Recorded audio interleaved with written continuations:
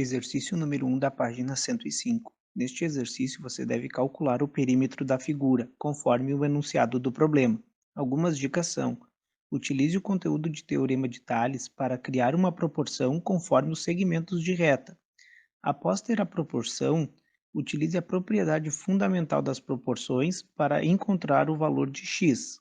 Com o valor de x, é possível descobrir o valor de cada segmento. Após calcular cada lado do triângulo, basta realizar a soma de todos os lados para encontrar o perímetro.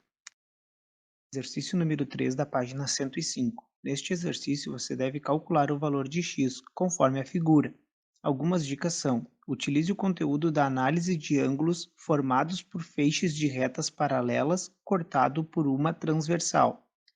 Utilize as relações corretas para que possa criar uma equação do primeiro grau e, ao resolvê-la, será possível saber o valor de x.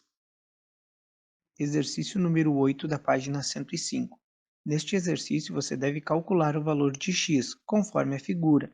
Algumas dicas são: utilize o conteúdo de teorema de Tales para criar uma proporção conforme os segmentos de reta. Após ter a proporção, utilize a propriedade fundamental das proporções para encontrar o valor de x. Escreva a proporção para conferir se é uma proporção correta. Exercício número 15 da página 105. Neste exercício, você deve responder qual a largura e o comprimento da pegada, conforme o enunciado do problema. Algumas dicas são: utilize o conteúdo de escala para criar uma proporção e calcular o valor correto do tamanho da pegada. Exercício número 1 da página 108. Neste exercício, você deve responder qual a altura real do colégio, conforme o enunciado do problema. Algumas dicas são: utilize o conteúdo de escala para criar uma proporção e resolvê-la com a propriedade fundamental das proporções para facilitar. Exercício número 1 da página 109.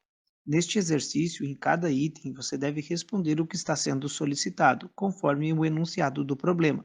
Algumas dicas são: utilize o conteúdo de razão para completar cada frase de forma correta, tendo como referência as medidas de comprimentos dos segmentos de reta. Exercício número 4 da página 109.